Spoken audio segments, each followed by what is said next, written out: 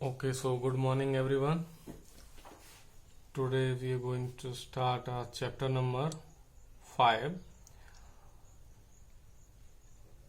The name is Introduction to Euclid Geometry. Now, this is the very important chapter in mathematics, right? जितनी भी हम maths अभी पढ़ रहे हैं वो सारी की सारी मैथ्स आपकी यूक्लिडियन जियोमेट्री पर बेस्ड होगी। ठीक है ना।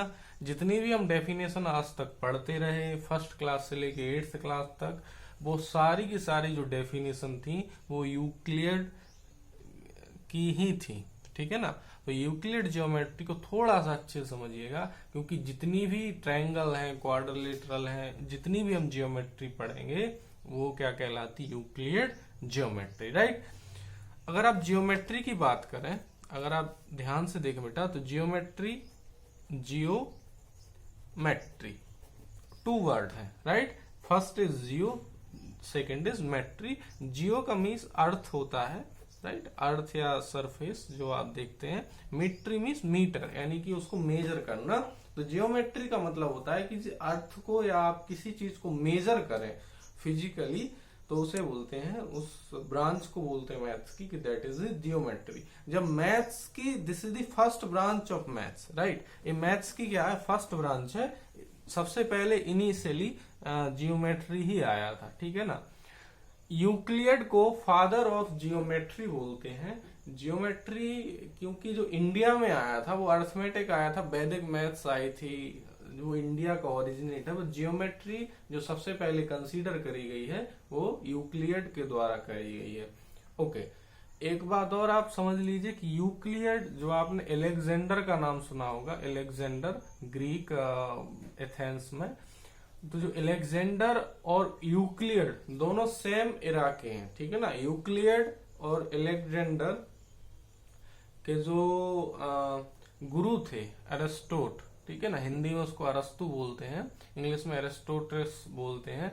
जो एरिस्टोटस थे वो सिकंदर, यानी कि एलेक्जेंडर और यूक्लिड दोनों के ही टीचर थे। ठीक है ना। तो ये कुछ ज्यादा पुराना नहीं है, अप्रोक्सीमेटली एलेक्जेंडर की एज के ही यूक्लिड उसी समय हुए। ठीक है ना। नाउ द प्रॉब्लम इज कि उन्होंने जब जियोमेट्री स्टार्ट करी तो सबसे बड़ी दिक्कत ये हुई थी कि हम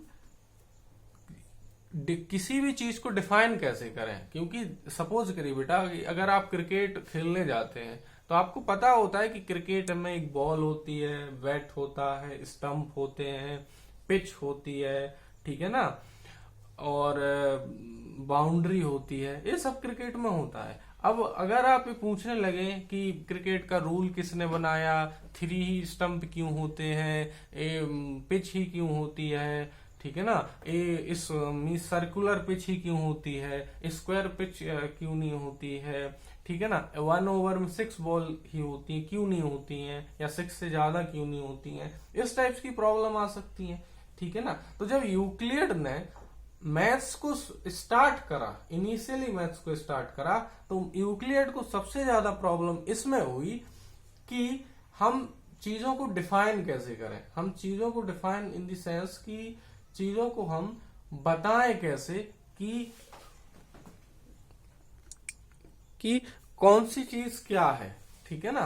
तो यूक्लिड ने सबसे पहले मैथ्स स्टार्ट करने से पहले, उन्होंने अपनी रिसर्च करने से पहले कुछ चीजों को वो मान के चले। ठीक है। उन्होंने सपोज कर लिया कि ये है, फॉर एग्जाम्पल कि भगवान है कि नहीं है। किसी को नहीं पता कि भगवान है कि नहीं, कुछ कहते हैं कुछ कहते नहीं है। लेकिन अगर आप किसी एक चीज को मान के चलते हैं तब आप उसके कई सारे रिजल्ट निकाल सकते हैं। ठीक है ना। तो सिमिलरली यूक्लिड ने क्या किया कि कुछ चीजों की डेफिनेशन उन्होंने फिक्स कर दी, और उसी के लिए हम इंट्रोडक्शन ऑफ यूक्लिडियन ज्योमेट्री पढ़ रहे हैं। ज्योमेट्री कई टाइप्स की होती है बेटा, Euclidean, non Euclidean, hyperbolic, elliptical, उसको कभी बाद में समझेंगे, right. Okay, so Euclidean geometry का पहला जो उन्होंने डेफिनेशन दिया, a point is that which has no part, means ऐसी कोई क्वांटिटी जिसका कोई पार्ट नहीं है, उसे क्या बोलते हैं, उसे बोलते हैं हम पॉइंट, राइट, उसे हम क्या बोलेंगे बेटा, पॉइंट। पॉइंट का मतलब है a point is that which has no part, means a pen है, इसका हम हाफ कर सकते हैं, इसका भी हाफ कर सकते हैं, उसका भी हाफ कर सकते हैं, so this is not a point. But एक कंडीशन ऐसी आएगी जहां पे हम इसको हाफ नहीं कर सकते और उसे हम बोलते हैं पॉइंट की, दैट इज द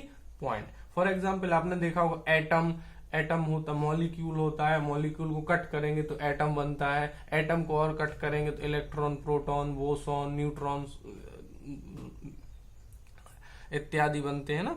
सो कहने का मतलब यह है कि what is the point, point means which has no part. तो अब जब भी हम पॉइंट की बात करेंगे मैथ्स में, राइट, आपको समझना है कि a point which has no part. What is the line, so a line is breathless length. Breathless length means जिसकी कोई भी ब्रेथ ना हो, right, means breathless length. Clear ना। The end of a line are point, कोई भी line है, कोई भी लाइन है, उसके जो एंड होगा वो क्या होगा बेटा, point. Is it okay? What is the point, point which has no part, like atom. Atom पढ़ते हैं ना साइंस में, like atom, right. A straight line is a line which lie evenly, evenly means एक जैसा, which that point on itself, with the point on itself। straight line का मतलब क्या है कि उस straight line is a line which lie evenly with the point on itself। जो point है, point पर वो evenly lie करे, यानी कि line means breathless length होती है, straight line में एक ही point पे वो जाए, ठीक है। A surface that which has length and breadth only, अगर कोई surface है उसकी length है और breadth है तो उसे हम क्या बोलेंगे, surface। Something which has surface, something is known as surface if it has length and breadth only। The edge of the surface are line, the edge of a surface are lines, right। And the seventh definition है a plane surface is a surface which lie evenly with the straight line। तो आपको ये 7 definitions clear होनी चाहिए, ठीक है ना। Okay, इसको एक बार अच्छे से चैप्टर को आप पढ़िएगा, ठीक है ना। इसमें और डेफिनेशन इंक्लूड कर दीजिएगा, surface, line, point, curve, dimension and plus other thing, right. Now so in the next video we start Euclid postulate, right। so please definition को एक बार अच्छे से पढ़िएगा। Thank you.